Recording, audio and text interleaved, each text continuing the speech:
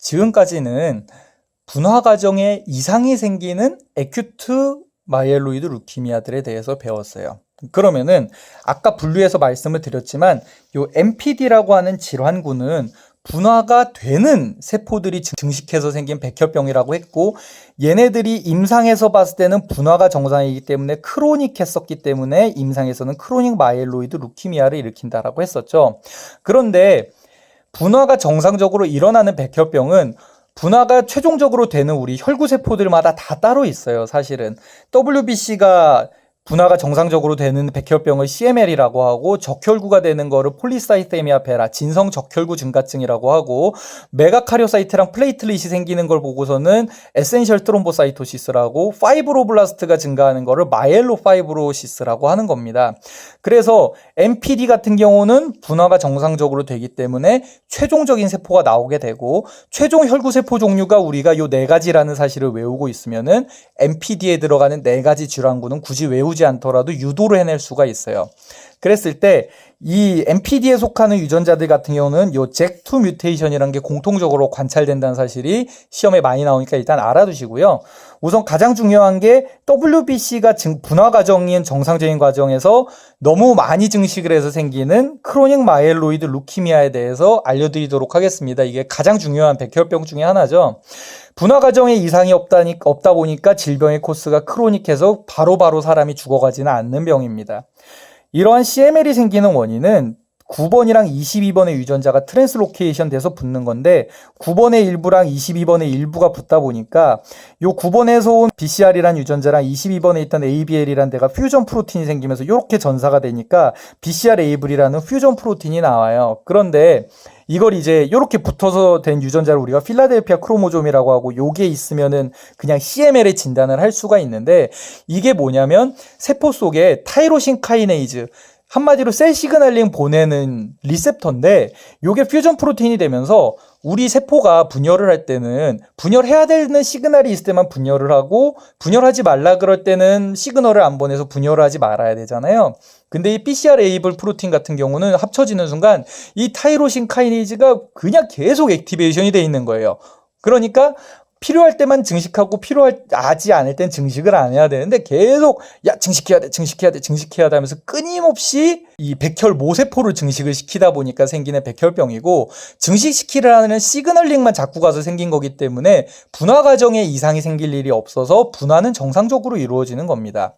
그런데 너무 많이 증식을 하다 보니까 이게 결국 말초혈관에서 봤을 때는 세포가 많을 수도 있고 없을 수도 있어요. 왜냐면은 이상한 세포들은 죽을 수도 있는 거고, 다른 세포들을 너무 짜부러뜨리면 오히려 말초로 나가는 백혈구는 별로 안 많을 수도 있는 거죠. 그렇기 때문에 이 백혈구들을 또 우리 몸이 잘 죽일 수가 있단 말이에요. 그래가지고 나타나는 현상 중에 하나가, 말초의 백혈구가 반드시 증가해 있지만은 않습니다. 증가할 수도 있지만 정상이거나 감소해 있을 수도 있고, 이런 현상이 나타나기 때문에 바깥으로 나온 과잉의 백혈구나 비정상인 백혈구들을 스플린이 자꾸 제거를 하면서 이 평형을 맞추는 거다 보니까 비장이 커져 있어요. 얘가 과로를 하고 있죠, 항상. 그래서 스플레노메갈리가 자주 나타나고, 분화 과정엔 이상이 없다 보니까 말초로 나올 때 분화가 덜 된 애들 도 나와요. 왜냐하면 골수내가 꽉 차다 보니까 분화 덜 됐는데 아예 못 살겠어 하고 밖으로 튀어나오는 애들이 나오는데, 밖에 나오고 나서라도 분화를 하다 보니까 분화 단계의 WBC들이 다 관찰이 되는 게 CML의 중요한 특징입니다.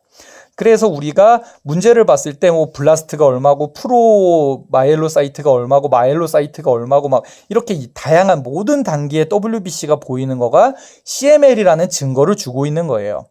그 다음에 말초에 백혈구가 늘어나 있고 한 병일 때 이게 백혈병 양 반응, 루키모이드 리액션, 마치 백혈병과 비슷한 반응이 나타나는 경우들이 많이 있는데, 이 경우랑 분간이 잘 안 간단 말이에요. 백혈구만 봐서는. 그렇기 때문에 이걸 감별하기 위해서 사용하는 게 뭐냐면은 랩 스코어, LAP 스코어라고, 루코사이트 알칼라인 포스퍼테이즈라고, 뭔가 염색을 하면은 이렇게 세포에 점이 뜨는 게 있대요. 그래가지고 요 알칼라인 포스파테이즈를 우리가 염색을 해서 보이는 닷수를 봤을 때, 이 닷수가 정상에 비해서 요 닷이 덜 보이는, 그러니까 알칼라인 포스파테이즈의 수가 줄어드는 병이 있고 늘어나는 병이 있는데, 백혈병량 반응에서는 요 점수가 늘어나서 랩 스코어가 올라가는데, CML 같은 경우는 요 점의 닷수가 줄어가지고 랩 스코어가 줄어든다고 합니다. 그래서 요 랩 스코어가 이 백혈병량 반응인지 진짜 CML인지를 감별하는 중요한 포인트가 되기 때문에 임상에서 중요한 검사가 된다고 해요.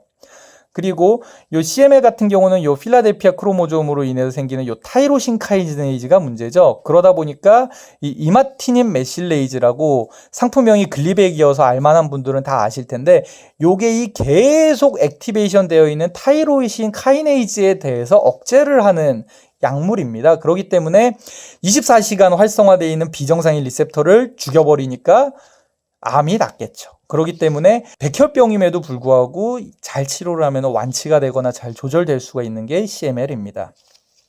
그 다음에 RBC로의 분화 과정이 지장이 없는 놈들이 많이 증식을 하는 현상을 보고 우리가 폴리사이세미아 베라, 진성적혈구 증가증이라고 해요. 왜 우리가 이걸 진성적혈구 증가증이라고 하냐면은 적혈구가 증가할 수 있는 경우는 굉장히 많이 있습니다. 우리가 병으로 인해서 세컨데리하게 RBC를 많이 만든 거일 수도 있고, 그런데 피베라 같은 경우는 다른 원인이 있어서 적혈구를 많이 만든 게 아니고 우리 몸이 그냥 유전자 이상이라든지 하는 원인으로 적혈구를 많이 만드는 거예요.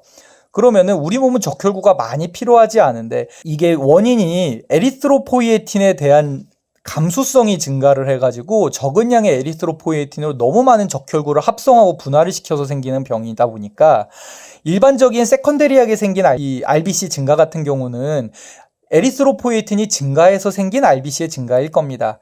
그러나 이거는 적은 양의 에리스로포이에틴임에도 불구하고 너무 감수성이 높아가지고 적혈구가 많이 생기는 거기 때문에 피드백으로 인해서 일반적으로 에리스로포이에틴이 감소되어 있습니다.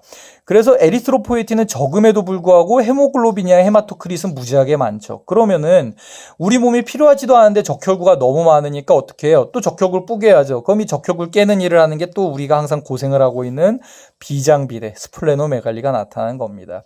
그 다음에 적혈구가 너무 많으면은 우리 피가 찐득찐득해질 거잖아요. 그렇기 때문에 혈전이 잘 생기게 되고, 혈전이 생기는 게 가장 큰 문제이기 때문에 사혈을 하면서 자꾸 여분의 RBC를 내보내야지 혈전이 잘 생기지 않고 할 수가 있다고 합니다. 물을 맞으면 우리가 소양증, 물에 대해서 간지러움을 느끼는 게 이 폴리사이세미아 베라의 중요한 증상이고, 이게 굉장히 특이하거든요. 물을 맞으면 가려워진다라고 하는 게 피베라에서만 보는 거기 때문에 이 증상을 힌트로 주는 경우가 굉장히 많습니다. 앞에서 CML 같은 경우는 랩스코어가 감소했고 백혈병량 반응에서 랩스코어가 증가했었죠. 여기 피베라 같은 경우는 랩스코어가 증가한다는 랩 수치 역시 진단하는 데 있어서 굉장히 중요한 것 중에 하나라고 합니다.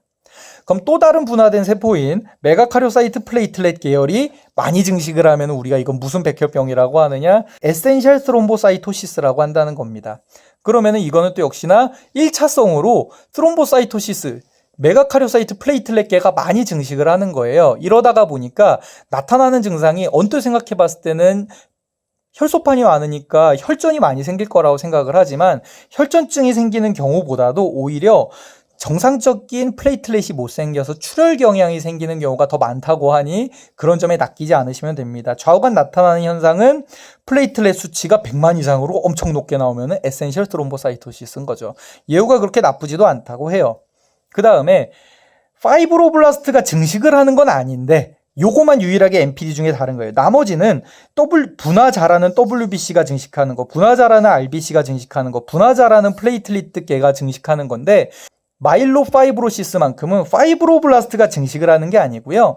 다른 게 증식을 한 세포들로 인해서 걔네들이 내보내는 그로스 팩터 때문에 파이브로블라스트가 어쩔 수 없이 덩달아 증식을 하는 거라고 생각이 된다고 해요.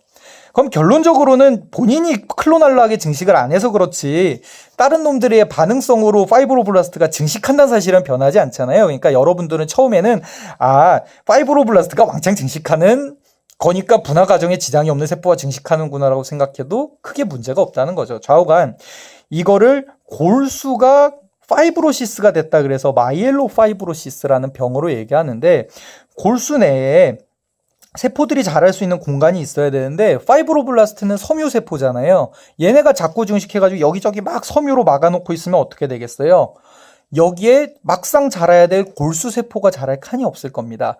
그러다 보니까 나타나는 현상이 판사이토페니아. 다른 세포들이 자랄 공간이 없다가 보니까 다른 세포들이 충분히 못 나와서 판사이토페니아, 모든 세포들이 혈구수가 감소하게 되는 거예요. 그리고 재밌는 현상이 뭐냐면은 적혈구가 요런 얇은 벽, 이 수많은 파이버들이 막고 있는 길 틈을 통과하려다 보니까 어떻게 되냐면은 동그란 적혈구였는데 이 틈으로 빡 삐져나오다 보니까 요렇게 하고 뽕 하고 튀어나오겠죠. 요게 마치 눈물과 같다 그래서 우리가 티어드랍 셀이라고 하는데 마이엘로파이브로블라스트 때 나타나는 현상 중에 하나입니다. 물론 이 티어드랍 셀이 여기서만 나타나는 건 아닌데 마이엘로파이브로블라스트 질환 문제가 나올 때 티어드랍 셀 힌트를 주는 경우가 굉장히 많기 때문에 이 점을 알아두시면 도움이 될 겁니다.